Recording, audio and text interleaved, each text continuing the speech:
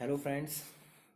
पिछली वीडियोस में हमने पढ़ा इंडियन कॉन्स्टिट्यूशन के अंदर why do we need constitution and importance of our constitution. इस वीडियो में हम आगे बढ़ेंगे, इंडियन कॉन्स्टिट्यूशन के की फीचर्स के बारे में जानेंगे कि इसके की फीचर्स क्या होते हैं।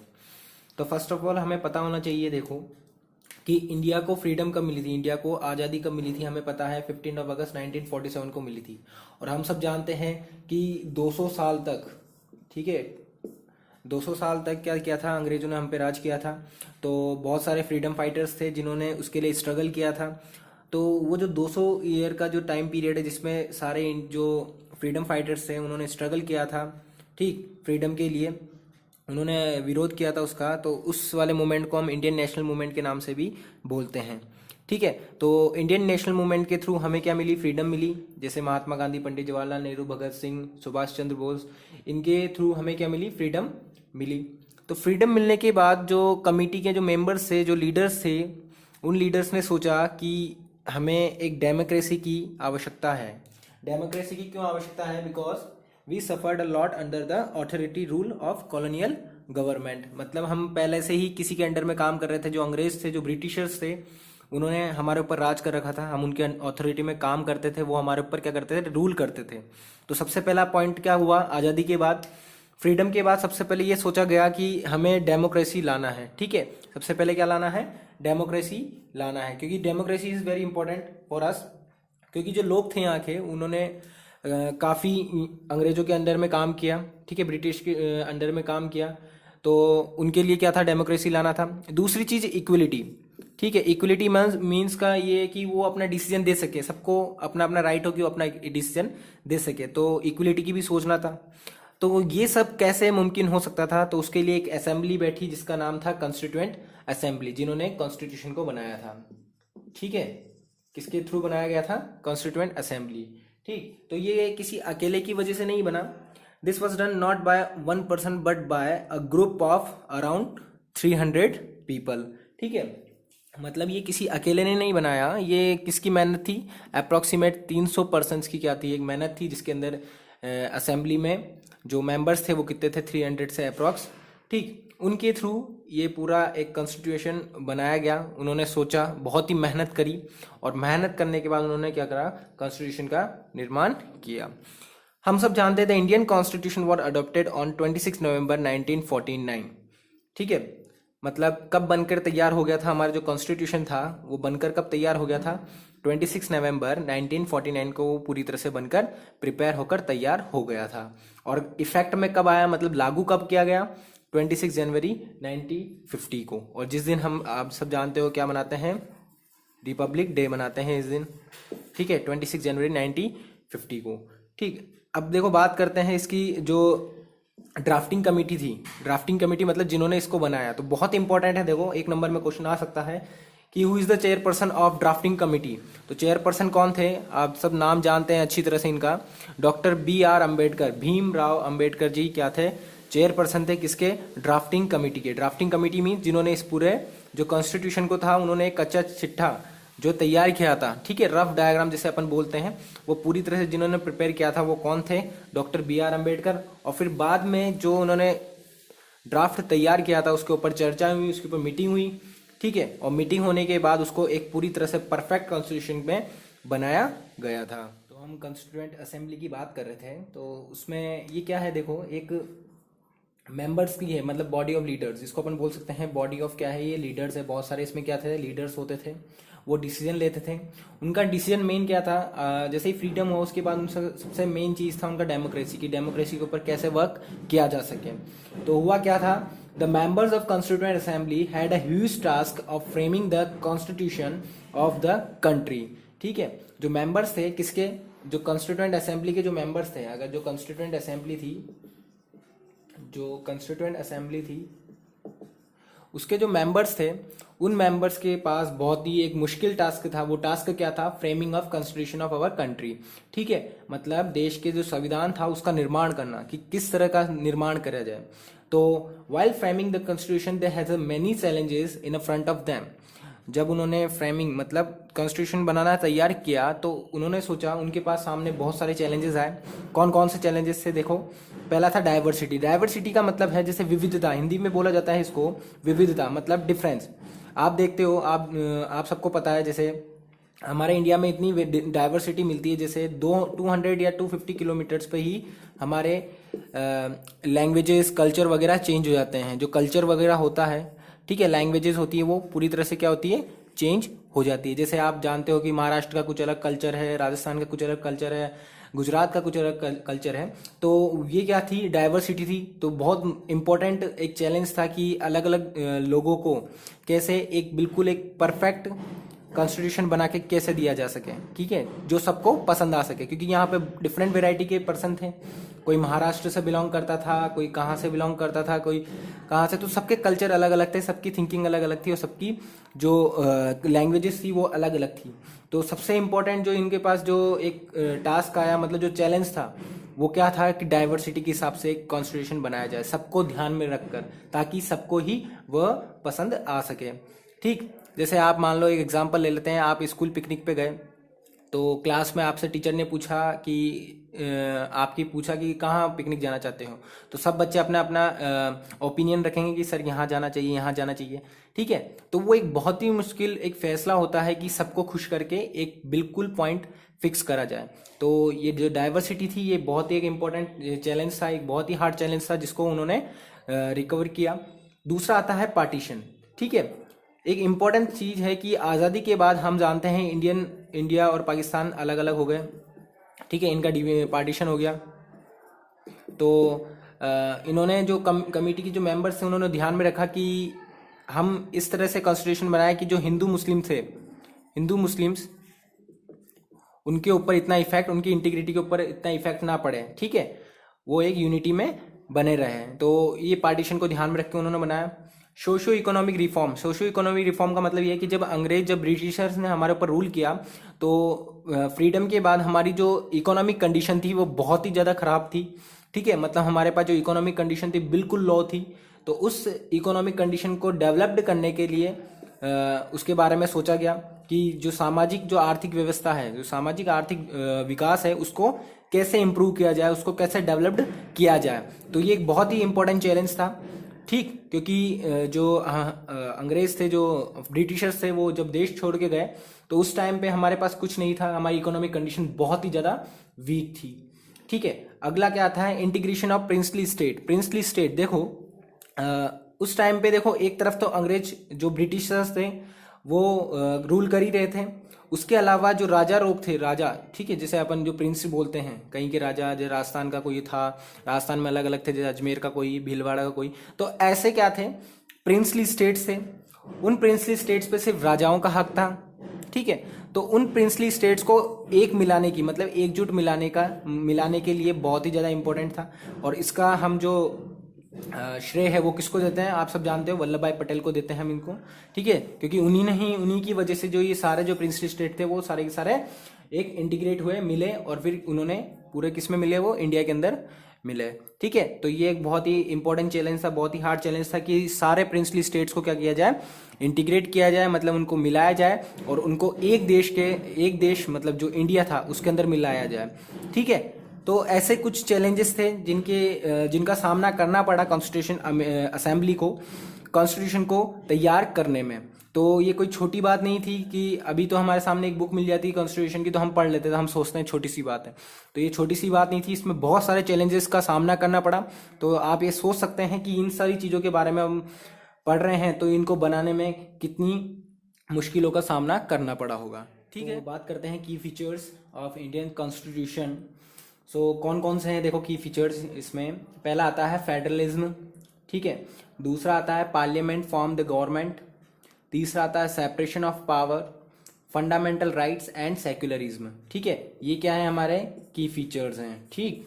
अगर क्वेश्चन आएगा कि की फीचर्स कौन कौन से हैं, तो ये क्या है, मेन की फीचर्स है हमारे। तो इन सबको डिस्कस करते हैं सेपरेट। तो सबसे पहले बात करते हैं फेडरलिज्म की। तो फेडरलिज्म होता क्या है, this refer to the existence of more than one level of government in our country. इसका मतलब ये क्या है कि जैसे कोई पूरी कंट्री में एक या एक से ऐसे बोल सकते हैं हम कि दो से ज़्यादा जो गवर्नमेंट की लेवल है, जैसे पूरा इंडिया है, पूरे इंडिया में कौन सी गवर्नमेंट है, ये पूरे इंडिया में कौन सी गवर्नमेंट है, सेंट्रल गवर्नमेंट। ठीक है, तो इंडिया के अंदर डिफरेंट डिफरेंट स्टेट्स आते हैं, तो उन स्टेट्स के लिए कौन सी गवर्नमेंट होगी, स्टेट लेवल गवर्नमेंट होगी। और स्टेट के अंदर जो डिफरेंट डिस्ट्रिक्ट्स आती है या फिर ग्राम पंचायत आती है, जैसे आपने पढ़ा होगा गाँव में ग्राम पंचायत होती है, तो वो ग्राम पंचायत के लिए कौन सी गवर्नमेंट आएगी, लोकल लेवल आएगी। तो इसी को ही हम क्या कहते हैं, फेडरलिज्म, मतलब पावर का डिवीजन हो रहा है, कि जो पावर का क्या हो रहा है, डिवीजन हो रहा है, जो पावर है वो डिवाइड होती जा रही है। जैसे सबसे पहले पूरे इंडिया को कौन मैनेज करेगा, वो करेगा सेंट्रल लेवल, जो सेंट्रल गवर्नमेंट है। ठीक है, उसके बाद जो स्टेट्स है, जैसे राजस्थान हो गया, पंजाब हो गया, छत्तीसगढ़ हो गया, मध्य प्रदेश हो गया, तो इन यहाँ पे कौन सी गवर्नमेंट रूल करेगी, स्टेट लेवल गवर्नमेंट यहाँ पे रूल करेगी। उसके बाद उन स्टेट्स में भी जो डिफरेंट डिफरेंट डिस्ट्रिक्ट्स होते हैं, ठीक है, डिस्ट्रिक्ट्स होते हैं, ग्राम पंचायत होती है, इन ग्राम पंचायत में कौन रूल करेगा, लोकल लेवल जो गवर्नमेंट होगी वो वहां की रूल करती है। ठीक है, तो यही है सिंपल सा, अगर फेडरलिज्म के बारे में देखा जाए, कि existence of more than one level of government in our country is known as federalism. ठीक है, बात करते हैं इंडिया में। देखो क्या है, the states enjoying the autonomy in exercising the power, but at the same time they follows the rule laws of the central government. ठीक है, जैसे हमने जाना कि फेडरलिज्म में सबकी पावर अलग अलग है, सेंट्रल के अलग है, स्टेट लेवल अलग है, लोकल लेवल अलग है। ठीक है, तो जो स्टेट लेवल है उनको किसने पावर दे रखी है, सेंट्रल को पावर दे रखी है, तो उनकी भी क्या है, उनको छूट है कि वो कुछ भी कर सकती है उस पावर का। लेकिन अगर कुछ ऐसे इश्यूज आ जाते हैं कि सेंट्रल गवर्नमेंट और स्टेट गवर्नमेंट के बीच में, जो स्टेट गवर्नमेंट है वो अपना ही दबदबा लगाए रखती है, जैसे खुद वो यूं चाहती है कि मैं ही सारे डिसीजन लूं, तो उस टाइम पे किसकी बात मानी जाती है, सेंट्रल गवर्नमेंट के जो रूल्स हैं उनको फॉलो किए जाते हैं। तो इसलिए कोई भी स्टेट्स क्या कर सकता, अपनी मनमानी नहीं कर सकता, लेकिन उनको पावर होती है कि वो अपने स्टेट्स को अच्छी तरह चला सकते हैं। लेकिन कुछ इश्यूज ऐसे रिलेटेड हो जाते हैं जिनकी वजह से सेंट्रल गवर्नमेंट के जो रूल बनाते हैं उन रूल्स को फॉलो करना बहुत ज़्यादा ज़रूरी है। ठीक है, the constitutions contains list that detail the issues that each tier of government can make a law. ठीक है, कॉन्स्टिट्यूशन के हिसाब से अगर देखा जाए, इनमें लिस्ट बना रखी है कि जो लॉ बनाएगी, ठीक है, कि कुछ भी जो भी नियम या जो भी फैसला होगा वो कौन सी गवर्नमेंट बनाएगी। हर एक लेवल पे अलग अलग गवर्नमेंट है, तो कौन सी गवर्नमेंट कौन सा फैसला लेगी, तो उसके लिए इन्होंने क्या कर रखी, कॉन्स्टिट्यूशन में लिस्ट बना रखी है। कौन कौन सी लिस्ट है, देखो, एक है यूनियन लिस्ट, स्टेट लिस्ट और concurrent list. Union list mean central, जो पूरे जैसे इसको बोल सकते हैं अपन फॉरेन मिनिस्ट्री है, फॉरेन जो वाले है उसके ऊपर निगरानी रखेगी, जो भी देश विदेश दूसरे देशों से जो व्यापार वगैरह जो भी इश्यूज होंगे वो कौन हैंडल करेगी, यूनियन लिस्ट हैंडल करेगी। स्टेट लिस्ट में जो किसी स्टेट में जो भी लॉ होगा या कुछ भी उसके लिए ज़रूरी होगा, जो भी उसके रूल्स वगैरह होंगे वो कौन फॉलो करेगी, स्टेट लिस्ट करेगी। ठीक है, मतलब जो भी इश्यूज होंगे स्टेट रिलेटेड इश्यूज वो कौन सॉर्ट आउट करेगी, वो स्टेट लिस्ट सॉर्ट आउट करती है। और कॉन्करेंट लिस्ट में जो दोनों ही इसमें अपना नियम बना सकती है, मतलब दोनों ही फैसला ले सकती है कॉन्करेंट लिस्ट के अंदर। जैसे एजुकेशन वाला है, एजुकेशन किसके अंदर आया है, अभी हाल ही में उसको कॉन्करेंट लिस्ट में डाल दिया गया है। मतलब एजुकेशन के ऊपर कुछ भी नियम यूनियन लिस्ट भी ले सकती है और स्टेट लिस्ट भी ले सकती है। ठीक है, लेकिन कभी कभार क्या होता है, दोनों के बीच में लड़ाई हो जाती है, तो उस लड़ाई से बचने के लिए क्या होता है, सेंट्रल गवर्नमेंट, जैसे बोला गया है कि पूरी पावर नहीं दे रखी, टॉप पर कौन सी गवर्नमेंट होती है, सेंट्रल गवर्नमेंट होती है। ठीक है, तो जब भी कोई लड़ाई होती है तो उस टाइम पे कौन फैसला लेती है, सेंट्रल गवर्नमेंट फैसला लेती है। ठीक है, Constitution contains list that specify the law making power of each tier।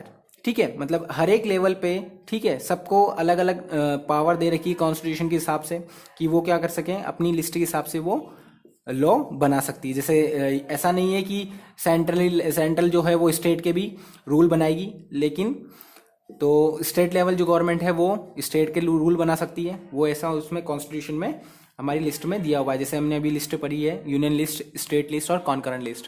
ठीक है, under the federalism the states are not merely agent of the federal government but draw their authority from the constitution as well.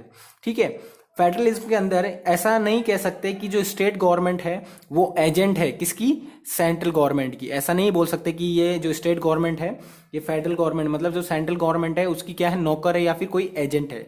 ठीक है, इसको भी उतना ही हक है, इसको भी उतनी ही अथॉरिटी है कि जो कुछ भी अगर इसको रूल वगैरह बनाना है तो वो स्टेट भी प्रॉपर अपने हिसाब से बना सकती है। ये कॉन्स्टिट्यूशन के हिसाब से दिया गया है कि स्टेट कोई एजेंट वगैरह नहीं है किसकी, सेंट्रल गवर्नमेंट की। स्टेट अपना रूल अपने लॉज जो है वो बना सकती है, ये पूरी तरह से इंडिपेंडेंट है। ठीक है, लेकिन वो किसके अंडर में रह के, रूल के अंडर में रह के। ऐसा नहीं है कि स्टेट अलग ही अपना राज लगा ले, अपना ये देश अलग बना ले। ठीक है, ऐसा नहीं हो सकता। इसके कुछ रूल्स होते हैं, उन रूल्स को फॉलो करके जो स्टेट गवर्नमेंट है वो क्या बना सकती है, रूल्स या लॉ बना सकती है। ठीक है, टॉपिक से रिलेटेड कुछ क्वेश्चंस देखते हैं। जैसे when did the Indian constitution came into the effect. ठीक है, जो भारतीय संविधान था वो कब लागू किया गया था, हमें सबको पता है 26 जनवरी 1950 को क्या किया था, ये इफेक्ट में आया था, मतलब भारत में लागू किया गया था। सेकंड क्वेश्चन है what was the biggest challenge that the members of constituent assembly faced while drafting the constitution. हमने इसको उसमें जब लेक्चर में पढ़ा था कि जो मेंबर्स थे जो कॉन्स्टिट्यूएंट असेंबली के, उन्होंने कौन कौन से चैलेंजेस को फेस किया था while during the drafting the constitution. ठीक है, जब वो संविधान का निर्माण कर रहे थे उस टाइम पे उन्होंने किस किस जो चैलेंजेस थे, कौन कौन से चैलेंजेस का सामना करना पड़ा था, उनके बारे में बताना है। तो सबसे पहली मेन चीज तो ये थी to how to frame a constitution that can satisfy a huge diversity population. हमें पता था कि यहाँ की जो डाइवर्सिटी है, इंडिया की डाइवर्सिटी बहुत ज्यादा बड़ी है, different different variety of diversities है, जिसके कारण यहाँ पे एक अकेला एक सिंगल कॉन्स्टिट्यूशन कैसे लागू करना, ये बहुत ही इंपॉर्टेंट, एक बहुत ही बड़ा चैलेंज था। How to ensure the democracy for all citizen, जो डेमोक्रेसी थी वो सारे सिटीजन पे कैसे लागू हो। जैसे कुछ प्रिंसली स्टेट्स थे वो मान नहीं रहे थे। ठीक है, कुछ लोग थे वो डेमोक्रेसी के लिए अगेंस्ट में थे। ठीक है, तो थर्ड आता है integration of princely state. Princely state को इंटीग्रेट किया गया, इंटीग्रेट करने के लिए बहुत ज्यादा मेहनत करनी पड़ी। ठीक है, फोर्थ आता है concern for socio economic reform. एक चैलेंज ये भी था क्योंकि जब ये अपना फ्रीडम मिला था, देश को आज़ादी मिली थी, उस टाइम पे हमारी जो इकोनॉमिक कंडीशन थी बहुत ज़्यादा वीक थी, और उस वीक होने की वजह से ये पॉइंट बहुत ज़्यादा ध्यान में रखने था कि कैसे सामाजिक आर्थिक व्यवस्था को हम सुधारें, उसका डेवलपमेंट करें। Socio economic reform means socio economic development कैसे हम इसको करेंगे। ठीक है, उसके बाद आता है एक पॉइंट पार्टीशन। जो पार्टीशन था वो बहुत ज़्यादा इंपॉर्टेंट था कि जो पार्टीशन हो गया था तो हिंदू मुस्लिम से वो एक दूसरे के अगेंस्ट में हो गए थे। तो इस चीज़ को ध्यान में रखते हुए बनाया कि दोनों क्या हो, एक यूनिटी में रहें। तो एक बहुत बड़ा चैलेंज था। तो ये कुछ चैलेंजेस थे जो ड्राफ्टिंग कमेटी के द्वारा फेस किए गए थे। ठीक है, क्वेश्चन आता है what do you mean by the federalism. ठीक है, फेडरलिज्म से आप क्या समझते हैं। तो हमने पढ़ चुके हैं फेडरलिज्म क्या होता है।